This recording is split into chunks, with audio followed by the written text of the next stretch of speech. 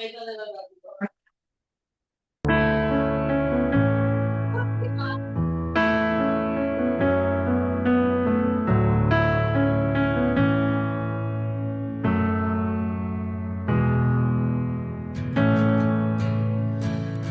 need you to soften my heart and break me apart. I need you to open my eyes and see that you're shaping my life. All I am, I surrender.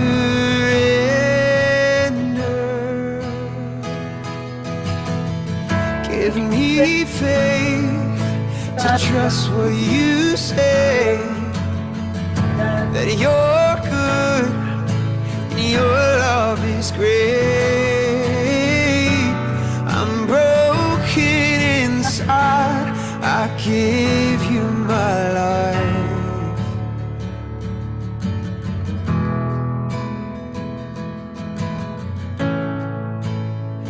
I need you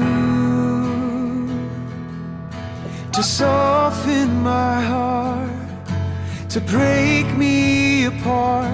I need you to pierce through the dark and cleanse every part of me. All I am, I surrender.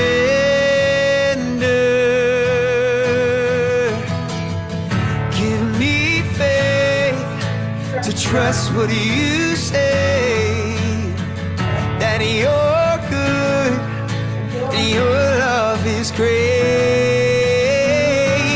I'm broken inside, I give you my life. It's yours, it's yours. I may be weak, but your spirit's strong in me, and my flesh may fail, but my God, you never will.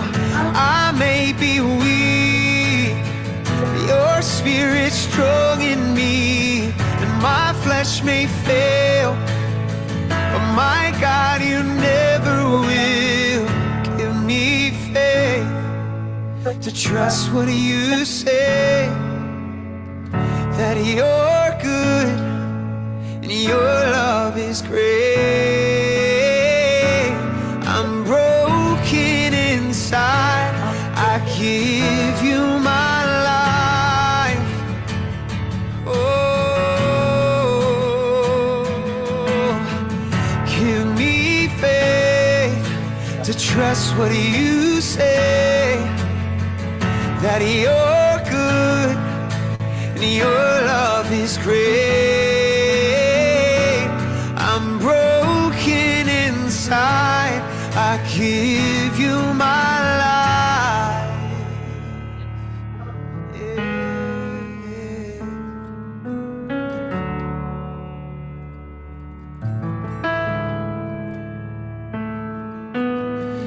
I may be weak, your spirit's strong in me, my flesh may fail, but my God, you never will. I may be weak, but your spirit's strong in me, and my flesh may fail, my God, you never will. I may be weak, but your spirit's strong in me, my flesh may fail, but my God, you never will. I may be weak, your spirit's strong in me, my flesh may fail, but my God, you never will. Amen. So, Okay, tapos na po yung ano natin, yung worship song natin. Tapos, ang title natin ngayong topic ay pinamagatang God's Promise of Redemption. So, before we officially start po, let's come to the Lord in prayer muna. So, let's bow our head and close our eyes and let's focus on the presence of the Lord. Let's pray. Lord, thank you for this another day of our life, Panginoon. Thank you for the sustaining grace of your love, Panginoon. And thank you for protecting us, guiding us all the way, Panginoon, sa lahat ng nangyari sa buhay namin ito, Panginoon. I believe, Panginoon, and we believe that you're in control of everything. So we live by faith and not by sight, Lord God. Thank you, Lord, for the inner strength coming from your Holy Spirit, Panginoon, because our flesh may fail, but you, Lord, you will never will, Panginoon. And thank you, Lord, for allowing us to remember everything you have done in our life. And especially this time, Panginoon, as we come to you, we pray for the wisdom and knowledge guided by your Holy Spirit, Panginoon, so that our hearts will be opened and our ears will be um, become earrings, Panginoon, para mas matuto po kami, Panginoon. And thank you, Lord, for gathering us here today. We pray, Lord God, yung mga learnings na matutunan namin ay may sa isip namin, may sa puso at may sa gawa, Panginoon. And Lord, we pray that as we continue this life, may we remember this moment, yung nangyayari ngayon, and yung mga bagay na nangyari na nakaraan, na ginawa niyo para sa amin, at yung sa mga future pa na mangyayari, Lord God. We thank you, Lord. We pray for the Holy Spirit to guide us as we continue this day. In Jesus' name we pray. Amen. Amen. So, yan. Tama, lilipad yan. So, yan. So, tapos na tayo, mag-worship, tapos na tayo mag-pray. So, ngayon, gusto ko lang i-check kung buhay pa ba kayo. Sige nga, raise your hand nga kung humihinga kayo. Yun. So, gusto ko po kasi maging interactive yung discussion natin ngayon. So, kwentuhan pala natin ngayon. Hindi siya parang discussion or mali yung word ko. So, gusto ko po maging interactive yung kwentuhan natin ngayon para kay God, sa faith natin, para mag-grow tayo together. And kaya chinek ko kung kung buhay pa ba yung bawat isa eh. Baka kasi may natutulog na dyan. Hello. Hello.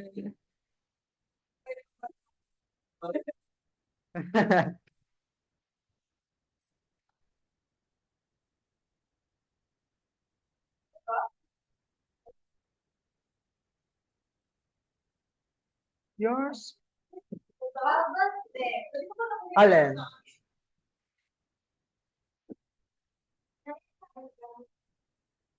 Sir Charge? Meron pa po dito. Dito, Ate BC. Sige po. Tapos, switch. Ay ba?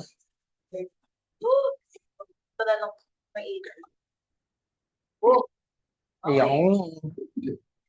So yeah, let's do a quick census check muna tayo para sure nagising tayo throughout the lesson. So, sabihin nga natin in 1, 2, 3, census check game. 1, 2, 3. Census check. So, yun, census check. Simulan natin sa vision check.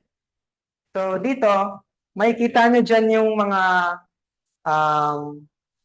things na meron yung isa na wala yung kabila. So, kita na? Di ba? So, yan, reveal na natin yung answer. So, yun. Kita ba? Meron din pala doon, no? So, ngayon, yeah. So, ngayon, tingin kayo sa left. Tingin kayo sa left. Then, tingin kayo sa right. Tingin kayo sa right. Ayan, sure ako may nakita. Tingin sa taas. Wala akong script sa taas eh. So, yan. So, pagtingin natin sa left or pagtingin natin sa right, siguro may nakita kayong mukhang puyat na di pa nag... Yeah. So, so next, hearing check muna tayo. So meron tayo ditong papakinggan. Tignan natin kung maririnig natin.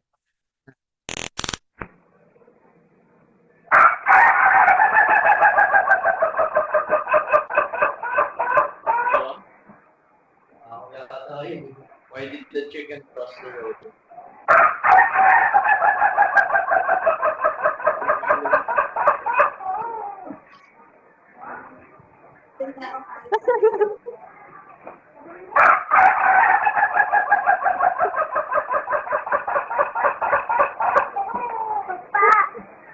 So, yung check natin.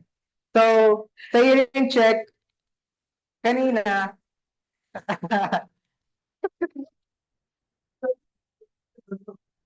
hindi ko na naalala. So, okay. Naluluwa tuloy ako. So, yan. Yung kanina, sa worship natin, naririnig nyo ba yung boses nung kumakanta? So, naalala nyo pa po ba yung last line nung kanta? I may be weak, but your spirit's strong in me. My flesh may fail, but Lord, you'll never will. So, yun. So, yun, natandaan ko yun kasi doon ako nag-focus. Baka kayo sa pagkain mamamaya kayo nakafocus dyan, ha? So, next is yung smell check muna.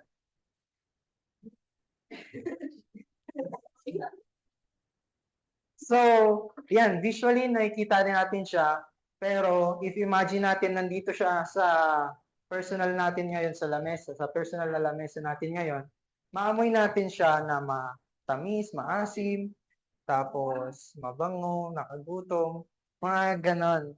So, sa paligid natin ngayon, pwede rin tayong mag-smell check. Kung bango ng cologne natin ngayon, yun. Kung amoy pagkain ba sa labas, or yung katabi mo lang yung naamoy mo. Joke lang. So, last is yung taste check.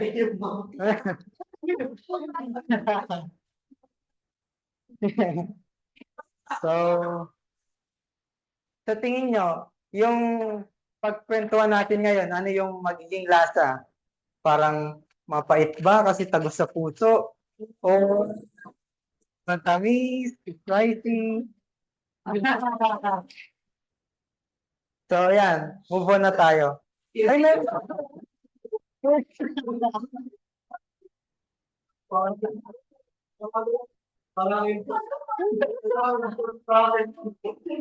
boneless na. Meron pa pala isa. So, sino dito gutom na? So, noted. So, ito na. Move on na tayo.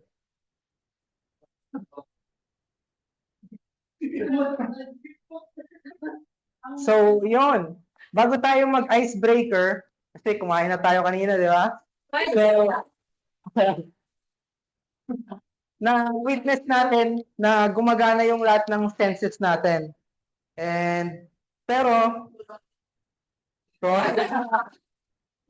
ayun lang, no?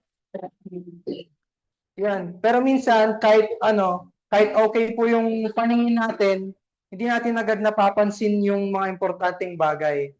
So, ganyan din sa faith.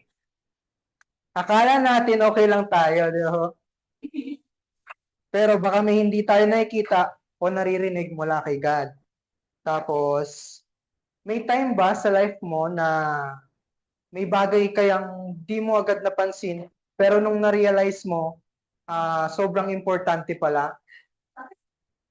Di ba?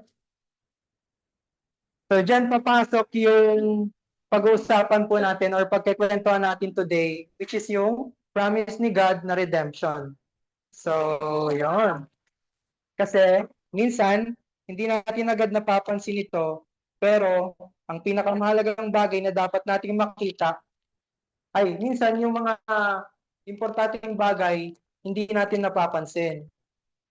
Pero, yung pinaka mahalagang bagay na dapat nating makita, yun yung ipagkikwentuhan natin ngayon sa topic natin na God's promise of redemption. So, ready na ba kayo? Okay. Icebreaker muna tayo. So, yan. Kita naman, no? Siniksik talaga yung ano eh. So, meron akong question. Sasabihin ko lang ng twice.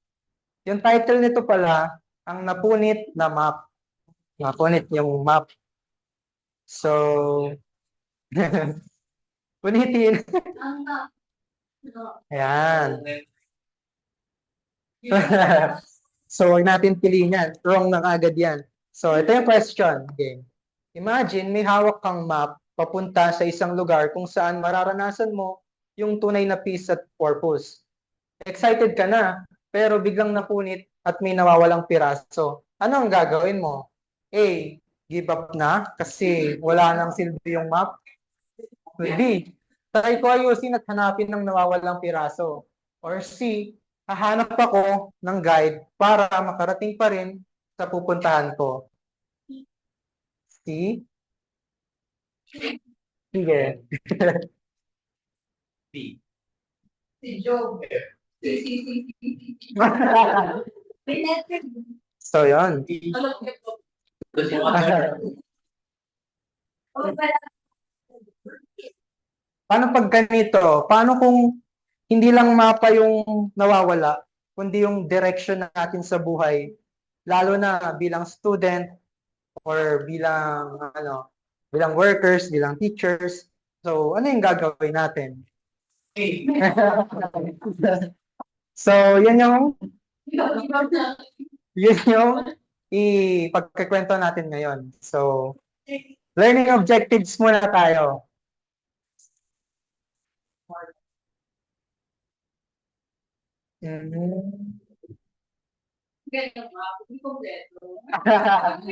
Napulit eh.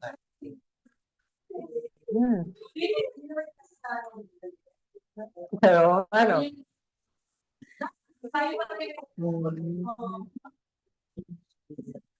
Important. So, yan. Basahin natin yung mga learning objectives. Una, matutunan na kahit may challenges sa studies at life, may pagkasa sa plano ni God. And next, ma-realize na si Jesus ang katuparan ng promise ni God at kahit anong season ng buhay natin, may purpose tayo. And yung pang third, makita ang role natin as guides na tumutulong sa kapwa natin na mahanap ang tamang landas. So yan, maging light of tayo, maging salt din tayo sa paligid natin. And ano ba next nito? So yan. Ito, visual lang to. Pero meron akong parang analogy dito. Sasabihin ko na lang. Ang kailangan ko lang yung hearing na sense nyo. So ito, babasahin ko.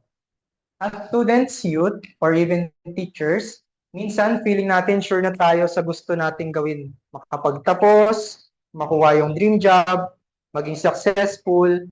Pero minsan, may struggles or failures or even pressures na dumadating. At biglang parang nawawalan tayo ng direksyon. So, ganito rin ang nangyari sa Genesis 3. Ano ba to? Sige, flash na rin natin. Plano ni God na maging close tayo sa Kanya, pero dahil sa kasalanan, parang napunit yung mapa ng buhay natin. Pero hindi tayo iniwan ni God. Yun yung magandang parang twist doon, hindi tayo iniwan ni God. So, pag nag-flag ceremony po tayo, di ba, usually nakatayo tayo, naka-snappy tayo, tapos nakasaludo pa yung iba, bilang respect or ay bilang galang sa ating bansa. So, sa pagbabasa po natin ngayon ng verse, gawin din natin yon yung pagtayo natin, bago natin tayo basahin yung word of God bilang pag-respect sa word of God or galang sa God. Sabay-sabay natin basahin. 1, 2, 3, go. I will put enmity Ulit. Verse muna. 1, 2, 3, go. Genesis chapter 3, verse 15. And I will put enmity between you and the woman, and between your seed and her seed. He shall bruise your head, and you shall bruise his seed. So yan, verse 3 to 15. So, and KJV. So, pwede na po tayong umupo. Lord, bless the reading of His word. So, yan. This verse is God's first promise of redemption. So, kahit nagkasala po nun si na Adam at Eve, hindi doon natatapos yung story nila or yung story natin. So, instead of leaving them, God promised a Savior, which is si Jesus, para tubusin tayo. Yun yung ibig sabihin ng enmity, pagtubos. So, this message of hope is not just about the fall. Last week, di ba po yung fall? This time is about God's love and His plan to restore us. So, meron ditong parang short video para ma-visualize natin yung yung verse. Saan na siya? Ito. Here's something right at the start of the Bible that doesn't make any sense. In Genesis 3:15, God tells Satan, "And I will put enmity between you and the woman, and between your seed and her seed. He shall bruise your head, and you shall bruise his heel." Typically, a seed comes from a man and not from a woman. This is a bit confusing until you realize it was a prophecy about Jesus Christ thousands of years before he ever came along. He was born of a virgin, and thus there was no seed from a man, only from his mother Mary. Satan bruised his heel on the cross, but then Jesus dealt the greater blow by rising from the dead, thus defeating Satan. This fulfilled prophecy proves the Bible. So, yun po yung parang idea niya. Kasi, nung binasa ko po yung Genesis 3, talagang malalim siya na prophecy. E nakala ko yung ibig sabihin lang ng binverse niya, walang meaning pala, meron pala siyang parang prophecy na binabanggit. Sa unang basa talaga natin, without the Holy Spirit, kung tayo lang, hindi natin siya truly ma-understand. Pero if nagsik tayo righteously and yung with all of our hearts and yung sama yung Holy Spirit, mas maintindihan natin siya. So, yun. Next. Parang ito lang yung image nun. Patay ang ahas. Tawa pa. So, pining. Meron ditong hello. Meron po ditong campus map na para siyang student na first day class niya, tapos sobrang laki ng school niya, naliligaw siya, hindi niya alam kung saan yung klase niya. So ganito, imagine natin para tayong estudyante na naliligaw sa isang malaking school. Di ba? So hindi natin alam yung pupunta natin. Hindi natin alam yung tamang classroom natin, pero alam natin yung section natin. Biglang may lumapit na teacher sa'yo at sabi niya, halika, ako ang bahala sa'yo. So, ganun din si Jesus.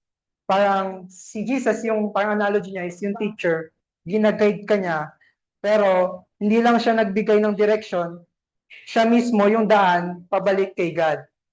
Yun si Jesus. Si teacher, nagbigay lang siya ng direction papunta sa classroom.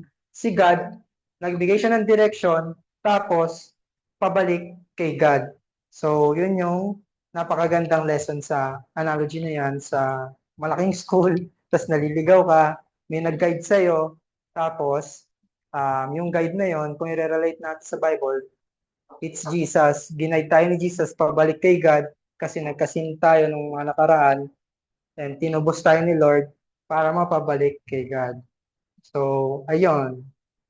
So, next, online shopping. Buy, save. So, sino po dito yung mahilig mag-online shopping? Lazada, Shopee, or window shopping lang?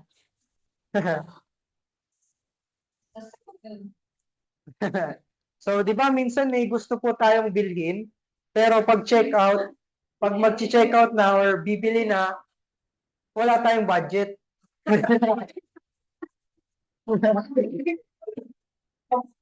Ang sakit, di ba?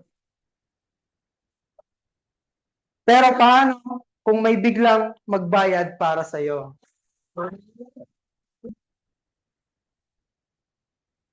Ah,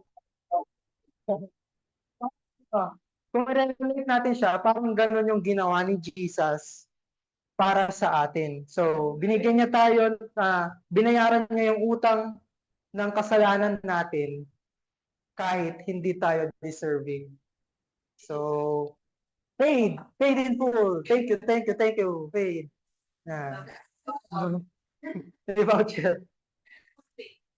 So, dito na. Discount. Yan talaga. So, yan, move on na tayo. Ito yung, gumagana ba to? Gumagana nga. Ito yung, ay, meron din. So, may activity ako para dito. Para lang, pag nakita tayo ng flashlight, uy, may naalala ako dito sa bagay na to. So, alam niyo pa yung ano, meron kasi ako nakikita sa Facebook yung pinopost ni Pastor Jones, yung mga small, yung mga bagay na nakikita lang natin na may meaning pala kung may isipin natin. So, parang gusto ko rin yun i-share, gawin ko rin ngayon. So, eto, simulan natin sa flashlight. So, dito, yung activity natin, pikit lang tayo saglit. Tapos, hindi, ano yan? Magkaiba yan. Ang activity natin, pipikit lang tayo saglit. Tapos, parang i-sense ko lang yung flashlight sa inyo. So, basta pikit ka lang. Okay, okay, ready? 1, 2, 3, go.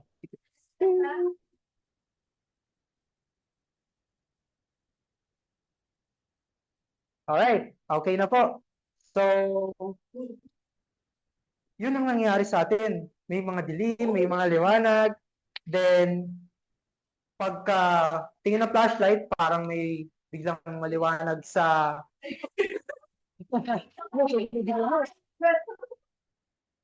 May mga biglang maliwanag, may mga biglang madilim sa paningin natin. Kaya ang sarap matulog pag madilim kasi parang yung mind mo, yung vision mo, makakapag-relax. So, yan. On na po natin yung light. Yan. Sakto na. So, sino po sa inyo yung sino po yung nakaranas na dito ng brownout? Tapos, ang nangyari pa, lowbat pa yung cellphone mo, no? Walang battery. Parang ito last week lang eh.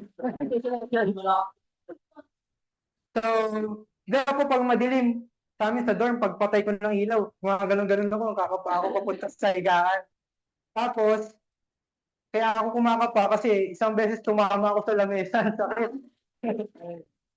So, na-realize ko doon, ang hirap talaga gumalaw pagka madilim, di ba? So, ganyan din tayo pag wala si Jesus. Sa buhay natin, parang naglalakad tayo sa dilim. Pero pag nandiyan si Jesus, parang yung word ni Lord is yung lamp and light to your path. So, step by step, i-guide ka niya. Hindi niya man ipakita yung buong picture ng hagdan or yung buong ilaw na nakikita ng hagdan. Step by step, ginaguide ka niya. Kailangan mo lang yung faith. So, That's why we walk by faith and not by sight.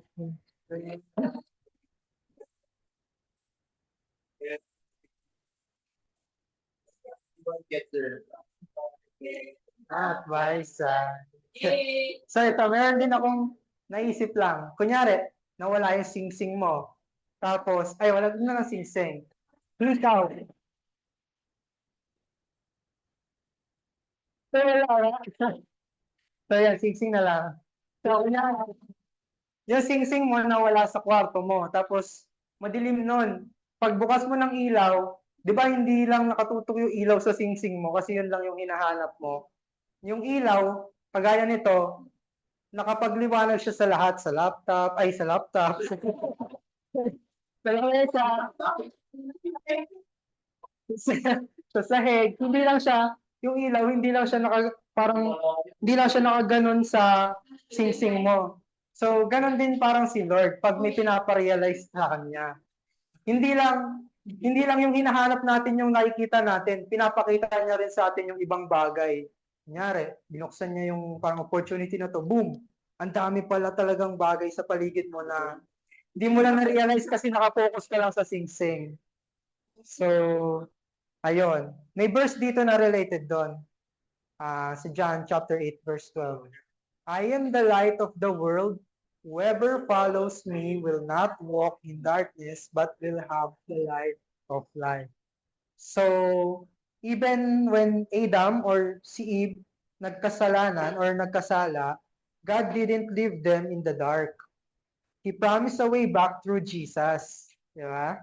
So, kahit tayo, kung minsan po nadadapa, naliligaw, or feeling lost, si God, nandyan po pa rin siya.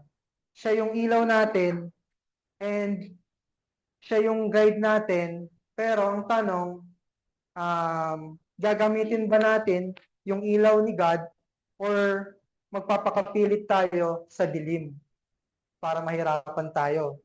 So, open question lang yon. Next naman is yung sa notebook and ballpen. So, dito, pag may notebook tsaka may ballpen, sigurado magsusulat. Kasi yun yung purpose niya. Minsan, iniisip natin na dahil nagkamali tayo, tapos na yung story natin. Kunyari, naku, ba't itong course yung napili ko? Wala na, hirap na mag-shift ng course. So, pero alam nyo ba, si God, hindi natatakot sa mga erasures ng buhay natin. So, parang correction tape. So, sabi sa Lamentation, chapter 3, verse 22 to 23, the faithful love of the Lord never ends. His mercies never cease. Great is His faithfulness. His mercies begin afresh each morning. So, si God, nagbibigay po siya ng bagong page sa buhay natin kung magkamali man tayo. Kahit nagkamali ka kahapon, may bagong chance ka today. So, may question lang doon. Hayaan mo ba na si God ang magsulat ng kwento mo? Or pipilitin mo pa rin magsulat ng sarili mong script or story? So, parang open-ended question din yan, para kagaya ng kanina. So, next naman is yung laptop analogy natin. Ito yung laptop. Hindi ito. So, ito po yung laptop. Hindi ito. So, kunyari, nag-open tayo ng laptop. So, ano yung madalas i-download natin? Movies ba? Games? Or e-books? Modules? Yeah, marami. Files, sure. Homework. Oo. So, meron ako natuklasan about sa laptop. Yung laptop pala, parang tayo din to kung i-relate natin, analogy lang din. Kung ang dina-download natin sa isip at puso natin, kung ano yung dina-download natin sa isip at puso natin, yun din yung magra-run sa system natin. So, sabi sa Romans chapter 12 verse 2, do not be conformed to this world, but be transformed by the renewal of your mind. So, kung lagi nating dina-download yung toxic mindset ng mundo, which are yung mga selfishness, yung mga comparison, yung fear, and yung ano man magiging output natin, talagang magka-crash yung ano natin or hindi magiging purposeful yung system natin doon kasi parang may virus tayo nun sa loob eh. So, pero kung i-download natin ay yung Word of God, yung truth, His love, yung grace niya, yung purpose, siguradong mas magiging malakas tayo sa mga temptation. Kasi yung mga temptation yun, imagine siya yung virus eh. Kunyari, may lumabas sa screen mo, boom. That's the temptation. If yung system mo nakaprogram sa mga totoo, sa Word of God, ma-determine mo siya kagad or malalaman mo kagad yung dapat mong on the spot na gagawin or standard operating procedure na gagawin mo kasi nabasa ko na to eh, alam ko na to eh. Kaya ganito yung gagawin ko, ito yung totoo eh. Hindi naman totoo yung nag-pop up na yan eh. May solusyon dyan, may problem dyan. Or kung minsan, kung talagang sobrang lala na, or parang ganun, kumbaga, di ba, sa laptop minsan, ginagamit yan as bomb, mga ganun. So, takbuhan mo na yun. Kasi yung malaking temptation na yun eh. Yun yung mga temptation na mga lust, yung mga temptation ng mga mabibigat na kasalanan. Kaya dapat tinatakbuhan yan, hindi na yun nilalabanan. So, starting today, piliin natin kung ano yung i-download natin sa puso natin. Piliin natin lagi si Jesus. What would Jesus do? Yung ganon. So, sinabi ko po yun kasi minsan sa akin din, may mga times na ganun ako minsan na bablanko ako, minsan mental block, minsan kahit sobrang determined ako to follow Jesus nung umaga, pagdating ng gabi, antok na ako, yung una, ganyan, pagod na ako. So, yun yung mga challenges sa buhay natin. So, sunod. So, ang cute, oh. So, nakalagay nito, what do you see? Kaya meron tayo dyang mirror. So, yun yung purpose na. Oh. So, kapag tumingin tayo sa salamin, anong madalas na iisip natin? Ba't ganito? Ba't ganyan? Daming flaws. Ganun.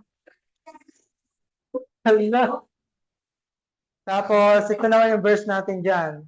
2 Corinthians chapter 5, verse 17. Therefore, if anyone is in Christ, he is a new creation. So, child of the King. So, one relation dito is si Satan, gusto tayong maniwala na wala tayong kwenta pag tumingin tayo sa sarili natin sa salamin. Na hindi tayo deserving sa love ni God, yun yung pinapamukha sa atin ni Satan. Pero si God, iba ang tingin niya sa atin. Sa mata niya, we are redeemed, we are loved, and made new. Sige po. Pero kapag tinignan mo ang sarili mo, huwag mo lang po tignan yung pagkakamali mo. Tingnan mo kung paano po tayo tinitignan ni God bilang child niya. Tapos, bilang child niya, meron po tayong mahalagang purpose kaya tayo namumuhay ngayon sa mundong ito. So, yun yung purpose ng we are new creation here. Kanina nga, nabanggit ko po, we are light and salt of this world. May purpose. Man. So, ayan. Meron tayo ditong the water cycle and our faith. Dito makikita yung evaporation, transpiration, condensation, precipitation, and infiltration. So, napansin niyo po ba kung paano umiikot ang tubig sa mundo? Di ba? Cycle lang, hindi nawawalan, hindi na naubos, pero napopollute minsan, di ba? Simple lang, pero napaka-powerful. Kasi paano pag nawala, di ba? Kasi mahirap yun. Pag walang minerals, walang sea salt, balance talaga lagi, ma-realize natin na si God always in control. And tulad ng evaporation, yung tubig na tumataas, minsan, kung i-relate natin, tayo rin minsan tumataas ng calling. Kumbaga, tinatawag tayo ni Lord. Kunyari, after graduate mo, tinawag ka ni Lord sa trabaho ito para mag-serve sa people around you na makapagdulot ng change sa kanila. So, tumataas yung calling natin. Yun yung evaporation. The next, yung condensation. binubuo tayo ng pagsubok or sinishape tayo ng mga experience natin. Kaya tayo namumuhay ngayon. Kasi, kaya tayo ganito ngayon kasi may mga learnings tayo from the past na bumuo sa atin sa kung ano tayo ngayon. And binubuo din tayo ng biyaya ni God and binubuo yun ni God in the purpose para sa mas malaking purpose niya tayo sa mga sumunod pa na araw. Tapos, sa precipitation naman, yung tubig lumalalim. So, gaya ng faith natin, dapat deeper din. Mas lumalalim din yung faith natin each day by day, each time. Tapos, yung infiltration naman, ito yung natitipon na. So, parang amazing, di ba? Yung mga nangyayari. Lahat may purpose po. At ganun din yung plano ni God sa buhay natin. Lahat may purpose. Bakit nangyayari yung evaporation, yung condensation? Ba't tayo nakaka-experience ng ganito sa araw na to? Bakit tayo feeling down sa araw na to? Kasi may purpose po si God na sineshape sa atin para sa next na para next step natin, next stage natin. Kasi kung sa paningin lang natin, talagang sa moment na yun, sobrang down ka, naluluha ka, it's normal to express yung pag ganon sad. Pero sa faith natin, dun natin na parang naggagana yung faith natin sa mga time na yun eh. Siguro kaya ganito yung experience ko ngayon kasi merong gustong ipahiwatig or may gustong iparealize si God sa akin para may apply ko sa next step ko. So, yun yung reflection. Yung bahagi ng cycle, ang nararanasan natin ay may purpose palagi sa mararanasan natin sa future, para sa future. So, parang ganon ang story nitong cycle of our faith. And ito na, last na to. Anong bahagi ng cycle ang nararanasan natin ngayon sa buhay? Just yung paulit-ulit na task work, mga ganon, paulit-ulit na assignments every week. So, paano natin makikita yung work ni God sa buhay natin? So, may question tayo dito. Sa lahat ng napag-usapan natin, ano ang isang bagay na nagpaalala sa inyo na hindi pa tapos si Lord sa testimony ng buhay mo? So, invite ko kayo, if meron kayong ideas, pwede nyo share kahit one word lang or ganon. Sige po. Paano po? Yung notebook ko, dalawang taon. Bilang po. Pero, since part of the notebook and paano ako pag bilang student na. And dapat ito kami siguro. So, parang Stay put lang. pero, it's certain na kapag nagsusulat ka, and then you can push it. That is his word. It doesn't mean that it ended na kapag hindi ba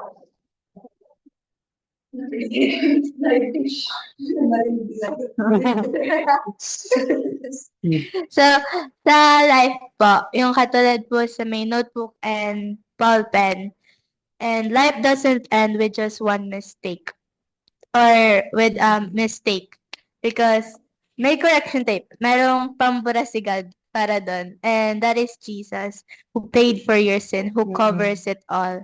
And doon mo ma-realize na pwede ang magsulat na next nun is si God. Pwede mo i-surrender sa Kanya. And with that, He can guide you towards the next step of your life. And actually, He already has it all written. He has it all planned out. And you just need to trust Him. You don't need to figure it out on your own, but all you need to do is trust God. So, napakabuti. So, minsan may mga pagsubok na sa buhay natin na parang ang bigat. Parang talo na tayo, gano'n. Pero doon natin nakikita kung paano gumagalaw si God. Hindi siya natutulog eh. Hindi siya nawawala. Lagi po siyang may plano sa atin sa bawat oras. So, thank you. Meron pa yan. Sa Genesis chapter 3, verse 15, pinakita na agad ni Lord yung plano niyang iligtas tayo. Diba? Sa una pa lang nakasulat na bago pa yung mga New Testament. So, kahit magkamali ang tao or nagkamali, hindi doon natatapos yung kwento ng buhay natin. Si Jesus ang sagot. Siya ang tagumpay ng pangako ng Diyos. The redemption, the promise of redemption. So, ngayong hapon, meron tayong pinakamahalagang natutunan, which is ang gandang paalala ng Genesis chapter 3 verse 15 na kahit nagkasala sina Adam at Eve, hindi sila iniwan ng Diyos. Sa halip nangako siya ng kaligtasan, ng redemption, at alam natin na natupad po yun sa pamamagitan ni Jesus. So, parang ano siya, matinding labanan na parang may napakalakas na kalaban, si Goliath, na mukhang panalo na. Pero sa huli, may isang bayani na dumating para iligtas ang lahat. So, ganito ang ginawa ni Jesus. Niligtas niya. Siya yung tagapagtanggol. Parang akala ni Satanas noon, natalo niya na si Jesus nung pinako si Jesus sa krus eh. Pero sa kanyang muling pagkabuhay ni Jesus, napawi na yung kasalanan tsaka yung kamatayan. Di ba? Defeat na yung death. So, sa buhay natin, may mga panahon na parang talo na po tayo sa kasalanan, sa problema, or sa kahinaan. Pero, huwag tayong mawawala ng pag-asa. Si Jesus na mismo ang nagsabi sa John 16 verse 33, wala akong visual eh. Sa mundong ito, daranas po tayo ng kapighatian, ngunit lakalakasan natin yung loob natin dahil napagtagumpayan na ni Lord yung mundo. So, yun yun. Live by faith tayo ngayon. So, yun yung yun yung promise ni God na redemption na hanggang ngayon na-experience natin through Jesus. Kaya, yung life natin ngayon, sa season natin ng buhay ngayon, sa pag-aaral, pagiging youth, pagiging ganito, yung reality ngayon, if we think deeper, marirealize natin na tapos na pala yung lahat kasi napagtagumpayan na, and we need to be lakasan lang yung loob natin na harapin yung challenges na kakarapin natin sa mundo na ito. Kasi the enemy is still there in this earth. Kaya si Jesus yung hope natin, and with Jesus, gagay niya tayo. Kailangan lang din natin i-choose palagi na makinig sa Kanya. So, yun. Let us pray na para kwentuhan na lang tayo after. And ready to apply na lang yung lesson na natutunan natin ngayon sa anuman tayo naroon. Sa parte ng Philippines na to or saan man. So, ayun. Let's pray. Let's bow our head and close our eyes and feel the presence of the Lord. Panginoon, salamat po dahil simula pa lang, mahal niyo na po kami, Lord. Thank you, Jesus, for choosing, Panginoon, na tubusin kami, even though yung pain, yung mga na-experience niyo po sobrang napakahirap, still you choose to do it, Panginoon, para mangyari po yung will ni Father God, Panginoon, she's to redeem us, Panginoon. Thank you, Jesus, for what you did on the cross and for allowing us to reflect and to remember this thing. Matagal na po ito nakasulat, pero ngayon po namin natutunan na inalaman namin, Panginoon, yung totoong reason kung bakit kami nabubuhay ngayon. Dahil ang reason na to ay may purpose, Panginoon, para sa next day, sa next year, or next chapter ng buhay namin, Panginoon, ay magamit niyo po kami, Panginoon. So Lord, Tulungan niyo po kaming maniwala na hindi pa tapos yung kwento po namin, Lord. At kasama po namin kayo sa bawat hakbang ng buhay namin, Lord. Thank you for reminding us sa mga new learnings na natutunan po namin.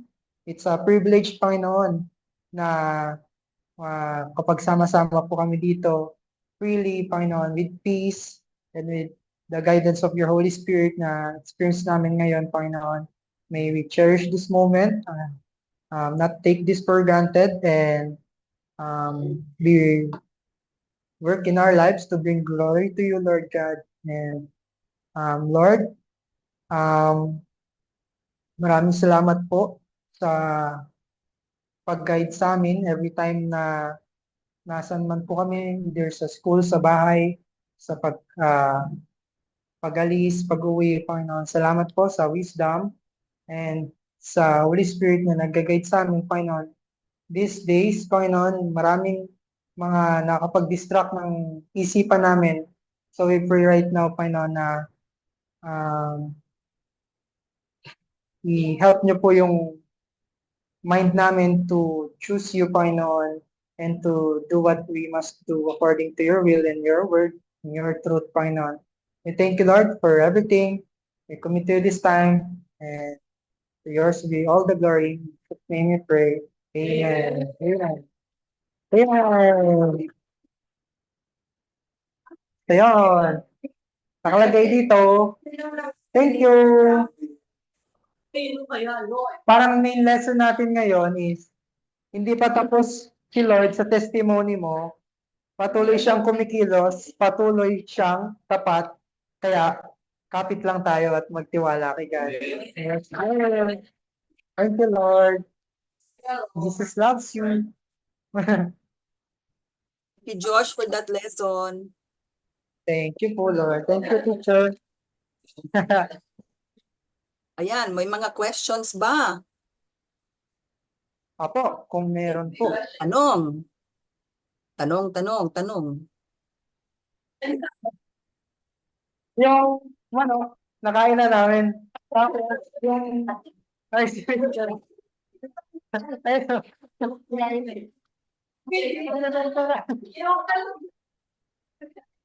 nilalako na.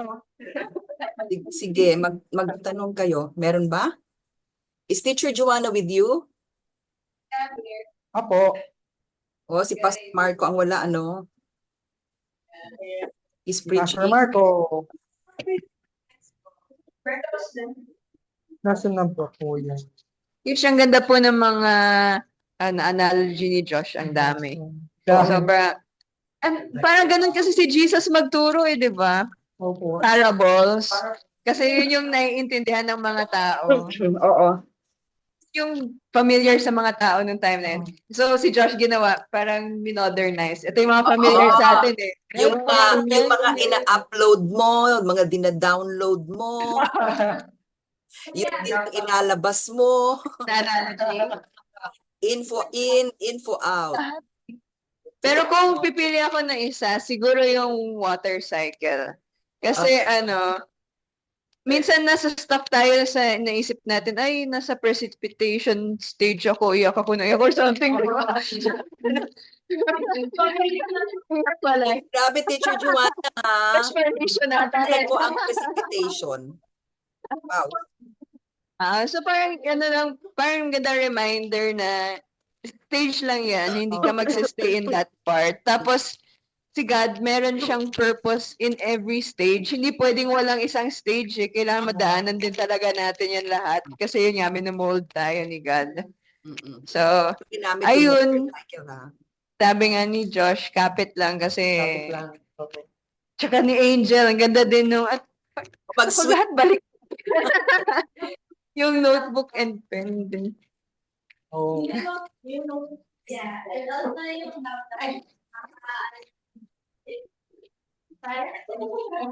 Parang laptop, naglo-loading din po tayo ng matagal. Sa mga pag-process.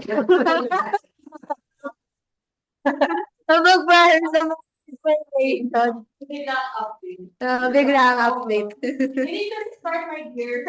Reboot. Pero it's nice to know yung water cycle. Hindi ako masyadong familiar sa ganitong way how the water comes about, ganyan. Na underneath our land, may mga nangyayari ng di ba, process.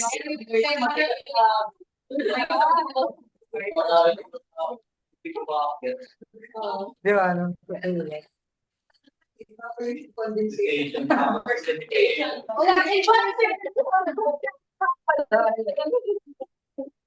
Yung infiltration po siya yung parang naipon na.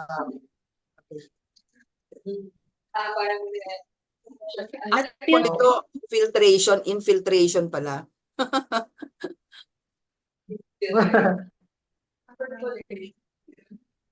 Yeah. Percolate parang nag-drop. Ano magiging ice and snow? In this country, I don't think so. Wala. Rain na. Ang galing na nagdag. Mabilis ang rain. Galing. Thank you. Pati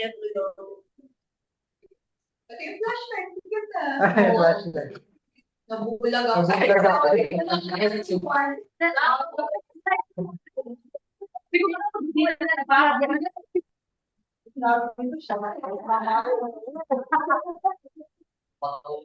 Pag ilaw na nga ako Hindi siya.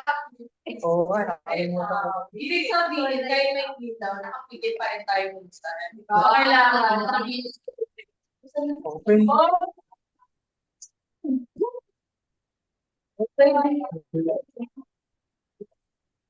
Okay. Wala question talaga? So, kailangan ba yung class? Ayaw. That means intindihan lahat.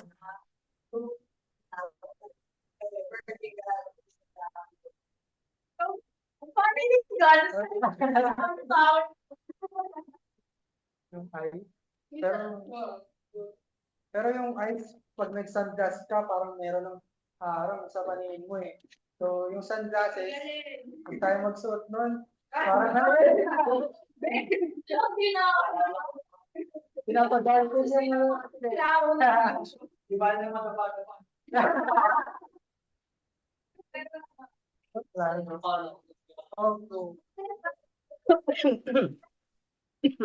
Excuse me.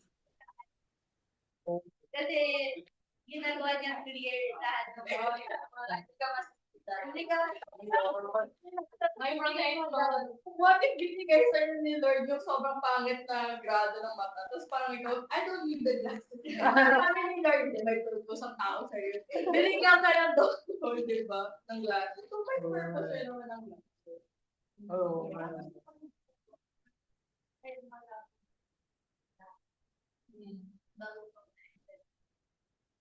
Yung nga,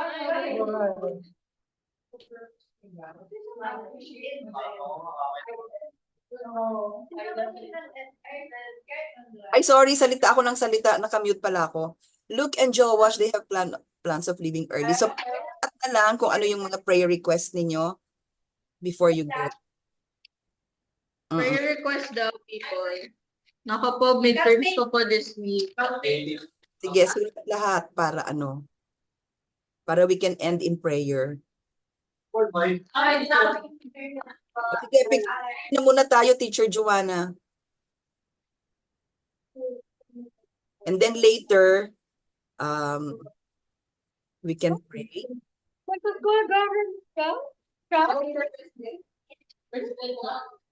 Go. Kasi yung iba magre-review pa, may mga exams.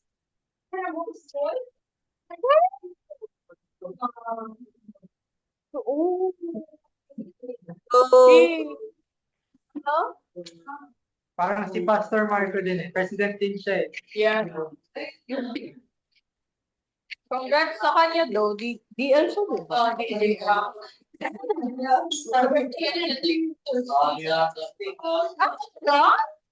Super. People power yung pinanganak? Ha? People power. Si Pastor. February 18 nga sa birthday yun. 18. Nakala ko next. Oh, where's 25. asan na si Okay, picture ba? Oo, kasi the other need to leave early. Sige, picture go. Saan tayo? Sa screen now. Preparation. All right. Online people, mag-open kayo ng camera. Okay, very good. Right.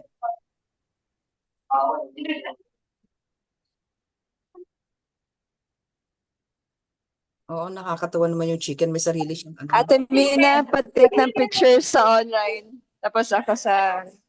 Who can take the picture? Sino yung magaling mag-take ng picture? Si Josh, nandyan pa si Josh.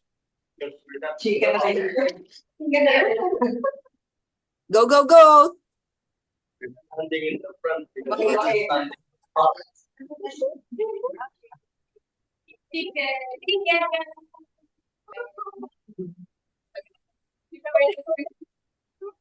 Go, girly.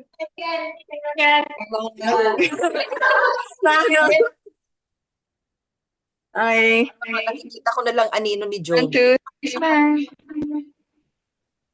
okay. Okay, thank you guys for coming. We will do Na lang. yung mga kailangan na Picture na lang. Alam ko malaki ito eh. Bye. Alam ko, tanggalin ako nung nabutasan ko ng kulong sa sakyan. Tagal nito mag Okay, sino gusto mag-pray for our closing? Ano? Ikaw na, Teacher Joanna? Si Josh kanina. Ah, si Job! Gusto mag-pray. Job, okay, go Job.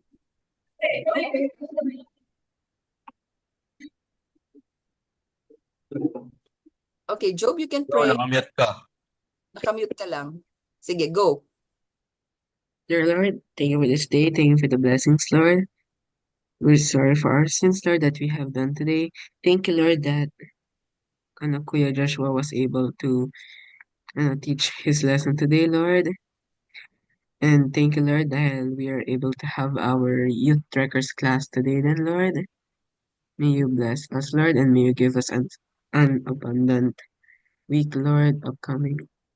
And I pray for Luke and Joash to have good health and protection, then, Lord, as well as all of us here in Youth Trackers, Lord. In Jesus' name we pray. Amen. Sa madami kakaroon ng exams din, sana you all get a good grade. Thank you, Joe. Tapos na po ako share sa exam. Tapos na din yung exam namin. Daming exams, ha?